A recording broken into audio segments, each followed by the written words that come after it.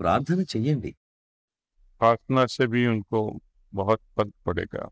ప్రార్థన చాలా మార్పుని తెస్తుంది. వారికి బదులు మీరు ధ్యానం చేస్తే వారికేమీ ఉపయోగం ఉండదు.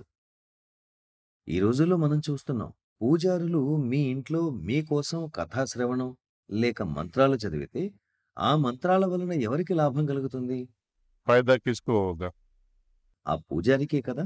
మీరిచ్చే డబ్బు, దక్షిణ అవి కూడా వారికే చెందుతాయి.